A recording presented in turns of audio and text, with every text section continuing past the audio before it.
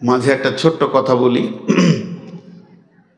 উদাহরণ দিচ্ছি। মনে করেন আজকে জালসায় আমি আসিনি, কেন আসিনি? মন যায়নি, রাত জেগে জেগে ক্লান্ত, আজকে গেলাম না, দেখে লেগা।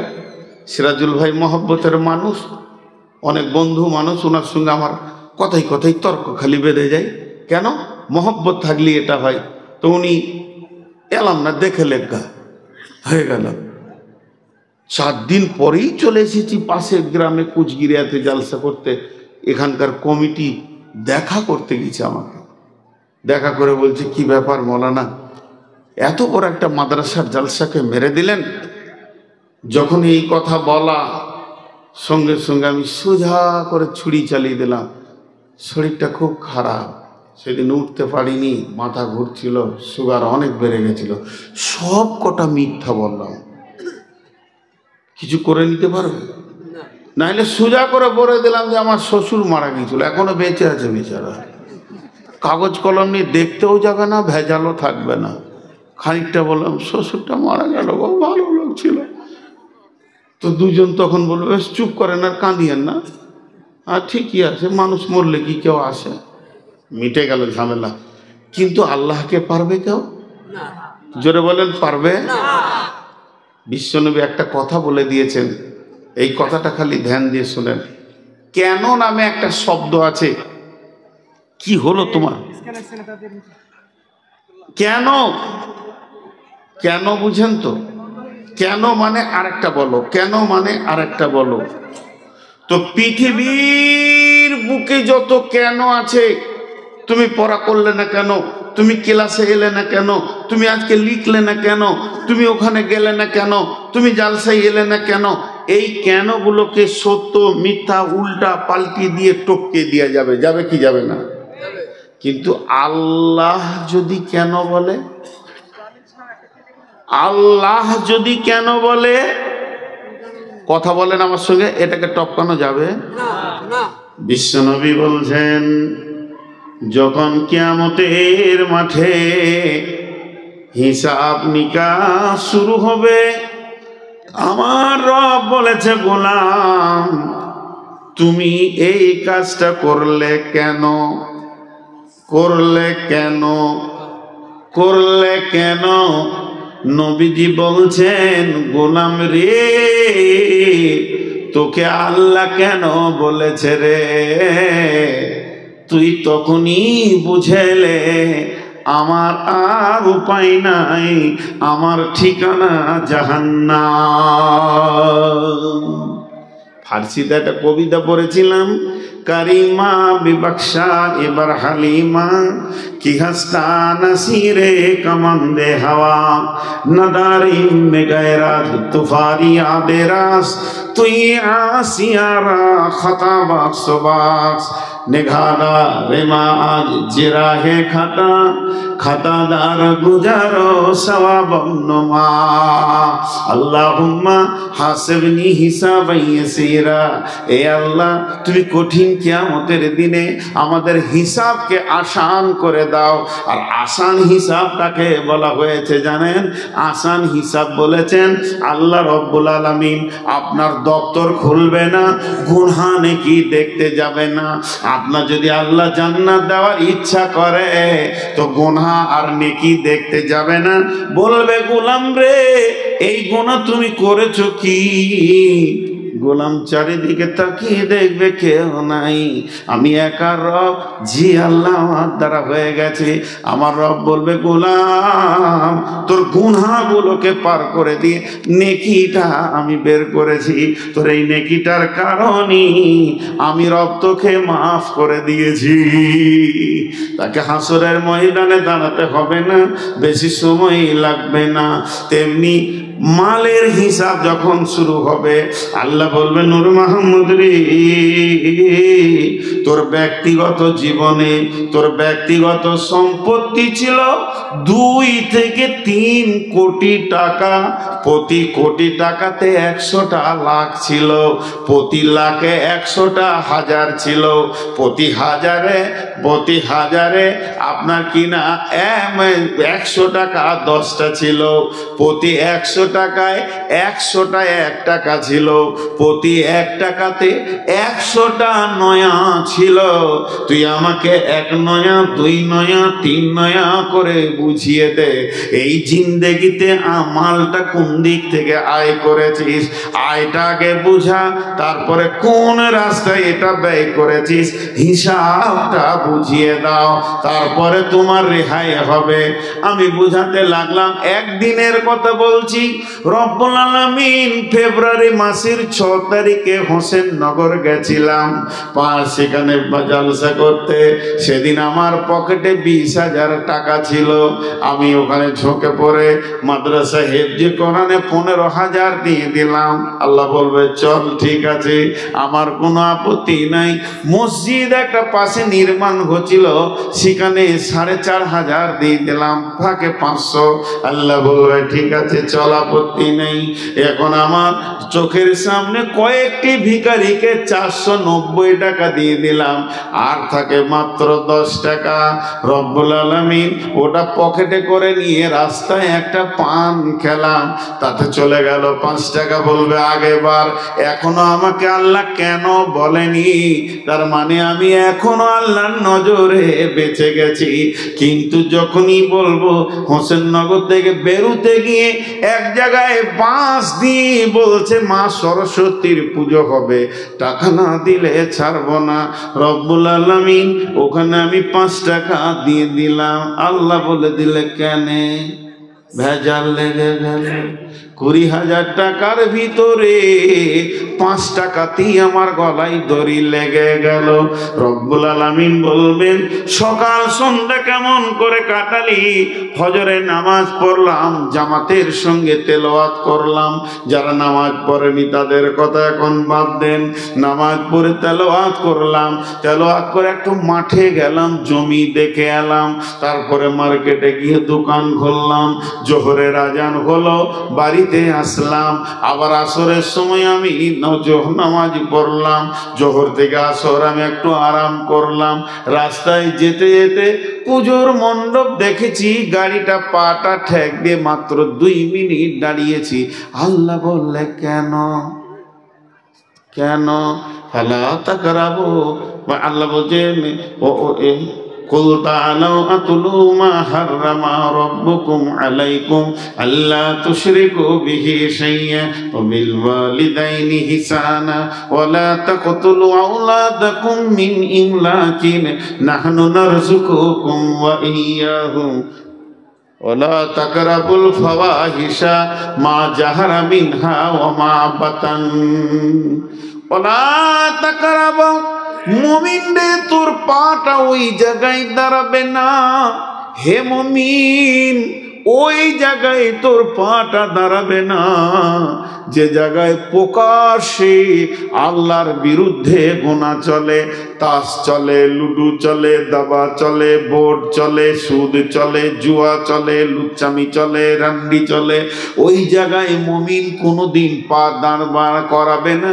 চায়ের দোকানে চা খেতে বিকালে ঢুকেছি না, সকালে ভুলে গেলাম, দেখছি 4টা যুবককে বোর্ড মারছে। বললাম হতভাগা রে, তোদের গায়ে আজকে জালসা, তোরাই বোর্ডে দাঁড়িয়ে আছিস।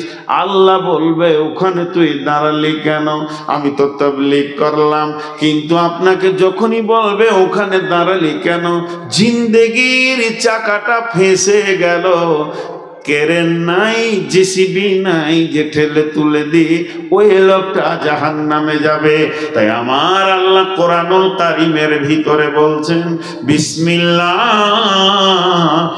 রহমানির রহিম,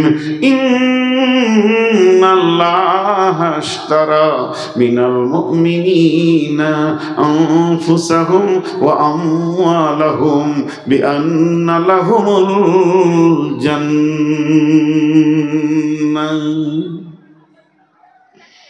এখন দুটি আমার ব্যক্তিগত কথা বলবো।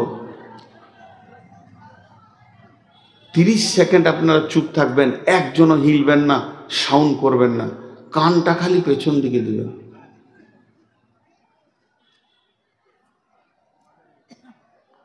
ওইখানে যারা আছে খুব আনন্দে আছে, ওদের ধারণা আজকে যে কটা মাথা মোটা ও কটাই প্যান্ডেলের ভিতরে আছে। তাছাড়া চাউমিন চলছে, বাদাম চলছে, হুড়পড়ি ঘুরছে। হ্যাঁ, মেয়েরা এত সেজে এসেছে, হুড়পড়ি ঘুরছে। আল্লাহু আকবার। আর ওইখানে যে কটা আছে দাঁড়িয়ে আছে, ওদেরকে কে বসাবে বাপ? পারলাম না রে, আমি হেরে গেলাম বাপ, তোরাই জিতে গেলি, প্রাইজ তোরাই পাবি বাপ রে, ফার্স্ট প্রাইজ তোদেরকেই দেবো। ঘুরে ঘুরে খালি আমার চোখের সামনে দাঁড়া। এটাকে দাঁড়িয়েছে পকেটে হাত দিয়ে আমাকে মারবে না কেউ? হ্যাঁ, আজ দেখি তোর কত গায়ে বল আছে, একটা মারবো তো দুনিয়া ছাড়িয়ে দেবো। ও তাও বসে দাঁড়িয়ে আছে। জি, আপনাদের বিরক্ত লাগছে নাকি?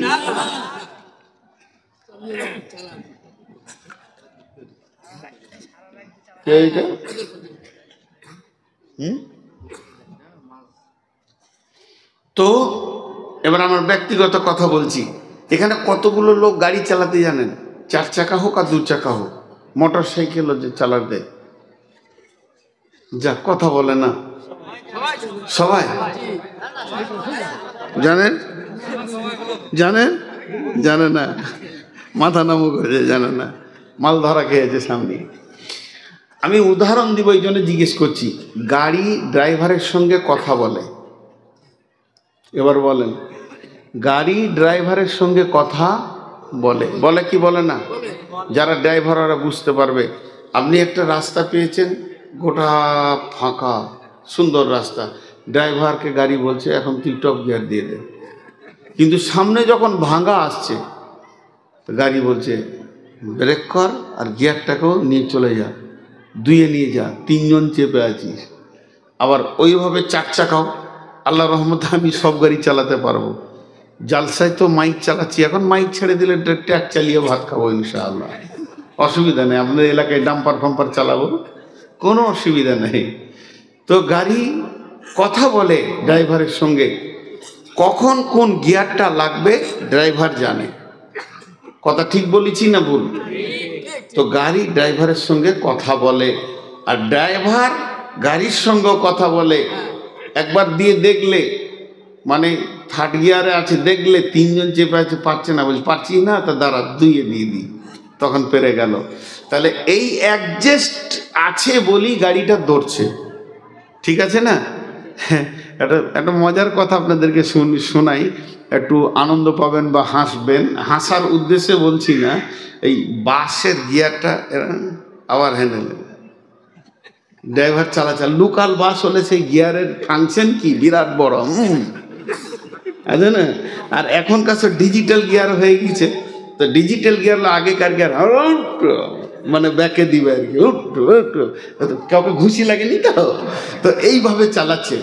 আর একটা মুরব্বী মহিলা, নানি বলা যাবে ওকে, দাদি বলা যাবে, ও তাকিয়ে তাকিয়ে দেখছে কোন খেল চলছে, গাড়ি দৌড়ছে। কিছুক্ষণ পরেই পাংচার হয়ে গেছে, গাড়িটা পাংচার হয়েছে। পুরাতন গাড়ি যা হয়, সব প্যাসেঞ্জাররা নামলো, চাকা খুলবে, লাগাবে, তারপরে গাড়ি যাবে। তখন ওই মহিলা বলছে আসলে খারাপ হবে না কেন, আমি তো তখন থেকে দেখছি ওকে, এই গাড়িটা চলছে চলছে খালি খুচুর খুচুর খুচুর খুচুর, খারাপ তো হবেই। ওই ওই ওই ওই খারাপ করলে ড্রাইভারটা, গাড়িটা চলছে বারে বারে খালি ওটাকে নাচছে, বারে বারে নাচছে। আমি তো তখনই বুঝেছি যে এটা খারাপ হবে, ও সবটাই উল্টো বুঝেছে নাকি বলে ভাই? তো আমি যে কথা বলছি যে গাড়ি ড্রাইভারের সঙ্গে কথা বলে, তো ইমানদারের সঙ্গে তার জিন্দেগির জানমাল কথা বলে। কথা বোঝাতে পেরেছি এবার? ইমানদারের সঙ্গে তার জিন্দেগিতে যে জান আছে আর মাল আছে কথা বলে, বলে কি বলে না? আমরা কিন্তু বড় নিজেকে চালাক মনে করি, যে জানকে আর মালকে বাঁচানোর জন্য চেষ্টা করি, কিন্তু আমার আল্লাহ যদি ধরে তো আল্লাহর পাকার থেকে কেউ পালাতে পারবে? পারবে না। এখন সহজ করে একটা উদাহরণ দিই। আপনাদের এই হোসেননগর মসজিদে, মোড়ের মসজিদে আমি আর সিরাজুল ভাই আসরের নামাজ পড়ে চুপ করে দাঁড়িয়ে কথা বলছি, আরও 2-3 জন আছে, গল্প করছি। এমন সময় একটা 12-14 বছরের ছেলে দৌড়তে দৌড়তে এসে বলছে, ও হুজুর, মৌলানা শুনেন শুনেন, ওনাকে ডাকছে, আমি নতুন মানুষ, শুনেন। কি হলো রে বাবা? বলে চলেন ওই এই রাস্তাটা গিয়ে সামনে ওইখানে 3-4টা ছেলে মদ খেয়েছে, এই গ্রামের ছেলে প্রকাশ্যে রাস্তার ধারে মদ খেয়েছে আর তাস খেলছে তারা। চলেন তো উনি একটা সাউন্ড করলে কিরকম, সাউন্ডটা মনে হচ্ছে যে একটা হিজড়েকে কিছু শোনানো হলো। কথাটা বলেন আমার সঙ্গে, হ্যাঁ না বলেন? একটা হিজড়েকে কিছু শোনানো হলো, ওর দ্বারাই কাজটা করা সম্ভব নয়। ছেলেটা হালকা করে তাকিয়ে থেকে এলাম, কাকে বললাম রে? খামকা আমি দৌড়ে এলাম, আমি ভাবলাম হয়তো এদেরকে বললে ওদেরকে পিটিয়ে লম্বা করবো, ওরা এলাকা ছেড়ে পালিয়ে যাবে, তার কিছুই হলো না। খামকা আমারই দৌড়ে আসা হলো, চুপ করে দাঁড়িয়ে থেকে গেল, লাভ হলো না। এরম করছে মনে মনে। হঠাৎ ওই বয়সের আরেকটা ছেলে এই পশ্চিম দিক থেকে দৌড়ে এসে বলছে, মৌলানা মৌলানা শুনেন শুনেন শুনেন, গল্প ছাড়েন, আপনার টমেটোর হয়ে হাজি সাহেবের গরু ঢুকেছে। কেউ কোন শালাবে? ওই লোকটা। তখন অবাক হয়ে দেখি, ওরে সাংঘাতিক বীর তো, আল্লাহর কাজের ব্যাপারে হিজড়ে আর দুনিয়ার ব্যাপারে শির বীর মাস্তান। তোমার গিয়ার বুঝিয়েছে সে এখন কত নম্বর গিয়ার লাগাতে হবে, আর আল্লাহর ব্যাপারে তোমার গিয়ার বুঝে আসছিল না। জি, এইটাই আপনাদেরকে আমি বুঝালাম। আল্লাহ তাবারাক ওয়া তাআলা বলছেন, শুনে নাও, একটা পূর্বের ঘটনাকে কোরআনে তুলে ধরেছেন আল্লাহ। হযরতে দাউদ আলাইহিস সালামের জামানায় মাছেরা খুতবা শুনতে আসতেন। হযরতে দাউদ আলাইহিস সালাম বললেন, হে আমার কওম, তোমরা মাছকে ধরে খাইও না, একে যদি খাইয়ে নাও আল্লাহ নারাজ হয়ে যাবে। তারপরে তারা তো মাছ খাবেই, ছাড়বে না। তারপরে তারা বলল, হযরতে দাউদ বললেন, হে আমার কওম, খবরদার তোমরা ওদেরকে খাইও না। তখন জুমা হতো শনিবার, শনিবার দিন তোমরা খাইও না, ওদেরকে জুমার খুতবা শুনতে দাও, ফিরে যেতে দাও। এরপরে তোমরা যখন প্রয়োজন হবে নদীতে জাল মারবে, মাছ ধরে খাবে, তোমাদের জন্য হালাল। এরা তখন বুদ্ধি করলো কি, শুক্র যখন ওরা শনিবার খুতবা শুনতে আসে, নদীটাকে বাঁধ দিয়ে দেয় যে তোদেরকে যেতে দিব না, রবিবার খাবো। কত কুবুদ্ধি শুরু হলো। যখন তারা মাছ ধরে খেতে শুরু করলো, আমার রব ওদের ওপরে গজব নাজিল করলো। জিবরাইল আমিন এসে দেখছেন গজব কার ওপরে দিব, মানুষ তো 3 রকম, এখানে তো 1 রকম মানুষ নাই। একদল বলছে, হে লোক সকল, নবী দাউদের কথা শুনে লাও, তোমরা অতি বাড়াবাড়ি করিও না। আর একদল মাছ ধরছে আর হা হা করে হই হুল্লোড় করে খেছে। আর একটা দল চুপ করে দাঁড়িয়ে আছে, দর্শকের ভূমিকা পালন করছে। জিবরাইল আমিনকে আমার আল্লাহ বললেন, প্রথমে যারা চুপ করে দাঁড়িয়ে আছে এদেরকে শুকর বানাও। এইগুলো মাছ ধরে খাওয়ার থেকেও বড় ডেঞ্জারাস মাল, এই মালগুলোকে শুকর বানাও। যারা মাছ ধরে খেছে এদেরকে বানর বানিয়ে দেবে। আর যারা মানা করছে এদেরকে আমি আল্লাহ মাফ করে দিয়েছি। বন্ধুরা আমার, খুব মনোযোগ। তাহলে আমার জিন্দেগিটা কোন জায়গায় লাগাবো? জালসা করে বলতে হচ্ছে আজকে হেফজি মাদ্রাসায় টাকা লাগবে, জালসা হচ্ছে, কত বড় লজ্জার কথা।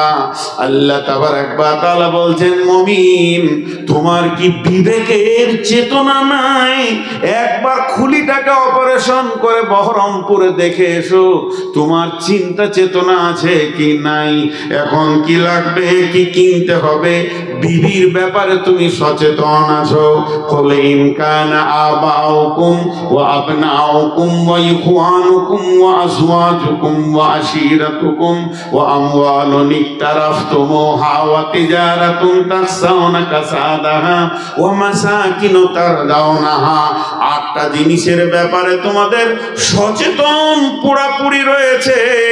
বেগুনের জমিতে গরু ঢোকার মতো সচেতন রয়েছে, এতটুকু তোমার চেতনতার অভাব নাই। বিবিকে কি লাগবে, মেয়েকে কি লাগবে, ছেলেকে কি লাগবে, বন্ধুকে কি লাগবে, আব্বাকে বাবাকে মাকে কি লাগবে, কখন কি দিতে হবে, আর ঘরটা বানিয়েছি তার প্রেম মাল মহব্বত ব্যবসা বাণিজ্যে কখন কোন মালটা বেশি মানে মার্কেটে টানছে সেটা আনতে হবে, এর ব্যাপারে তোমার সচেতনতার অভাব নাই। বাড়িতে ঢুকতে গিয়ে 3 তলা ছাদের বিল্ডিং এ কোণে সামান্য ছেড়ে গেছে, তখনই বিবেক বলেছে মিস্ত্রিকে, হ্যালো ভাই একবার আয়, কোনটা হঠাৎ করে ছেড়ে গেল কেন? 2 দিন 3 দিন 5 দিন অবহেলা নাই, তখনই সচেতনতা বেরিয়ে গেছে। কিন্তু মাদ্রাসাকে লাগবে, মসজিদকে লাগবে, দিন বাঁচানোর জন্য লাগবে, তখন জালসা করে বড় গরু এনে খাইয়ে তারপরে এদেরকে পাম দিয়ে তুলতে হবে, না তুললে এদের চেতনতা হবে না, এদের জ্ঞান ফিরবে না। বিবেকের কত ঘাটতি পড়েছে ইসলামের ব্যাপারে, তোমরা কি ভেবে নিয়েছো? তাই আমার আল্লাহ বলেন, ইন্নাল্লাহা হাশতারা মিনাল মুমিনিনা আনফুসাহুম ওয়া আমওয়ালাহুম বিআন্না লাহুমুল জান্নাহ, নিশ্চয় আমি মুমিনের জান এবং মুমিনের মালকে জান্নাতের বিনিময়ে কিনে নিয়েছি। ইকাতিলুনা ফি সাবিলিল্লাহি ফায়াকতুলুনা ওয়া ইকতালুনা ওয়া'দান আলাইহি হাক্কান ফিত তাওরাতি ওয়াল ইনজিলি ওয়াল কুরআন ওয়া মা আওফা বিআহদিহি মিনাল্লাহি ফাস্তাবশিরু বিবাইয়িকুমুল্লাযী বায়াতুম বিহি ওয়া যালিকা হুয়াল ফাওজুল আযীম। খুব যারা চালাক তারা উঠতে শুরু করেছে। এই যে আমি বলেছি না যে মাদ্রাসায় লাগবে, ওরা বলছে চল কেটে পড়ি, টাকা দেবো না তো শুনবো কেন? বাপজি হে ঘর না দিয়ে রাস্তায় ঘুরে বেড়াবে, খালি সারা রাত শিয়ালে তেড়ে নিয়ে বেড়াবে, তখন বুঝবে যে কেন এসেছিলাম। আল্লাহ পারেন, খুব বেশি চালাকদেরকে আল্লাহ টাইট করতে পারে কি পারে না? মুসা আলাইহিস সালামের কমকে করেছিল, খবর শোনা আছে আপনাদের? আছে শোনা? হ্যাঁ, 6 মাস এক জায়গায় ঘুরিয়েছিল। একজনের জালসা থেকে তাড়াহুড়ো করে পালাচ্ছে যে কালেকশন নেবে, আর সাইকেল থেকে স্লিপ করে মুখ থেতলে পড়ে 4খানা দাঁত চলে গেল। বাড়ি যাওয়া তো দূরের কথা, হসপিটালে 28 দিন ছিল। তাহলে জালসা থেকে ঘুরতে সময় কত লাগলো? 29 দিন। আর জালসা শেষ করে যারা বাড়ি গেল তারা ওর থেকে 1 ঘন্টা বেশি দিয়ে চলে গেল। যখন বেরিয়েছে প্যান্ডেল থেকে, কিছু চালাক উঠতে লাগলো, খবরদার উঠবেন না। আমি তফসির করছি, আপনাদের কাছে আমি টাকা চাইনি। আপনাদের চেতনতা না থাকলে আপনি টাকা দেবেন কেন? আমি চেতনতা ফেরাতে এসেছি। যদি আপনাদের চেতনতা ফিরে, নিজের টাকা নিজের টেবিলে নামিয়ে দিয়ে চলে যাবেন। চেতনতা না ফিরে টাকা নিয়ে বাড়ি চলে যান, ও টাকার অপেক্ষা আমার আল্লাহ করে না। পরিষ্কার কথা বলে দিলাম। কিন্তু এইখানে যে কটা দাঁড়িয়ে আছে এদেরকে কি করে বুঝাবো যে দাঁড়াতে হবে?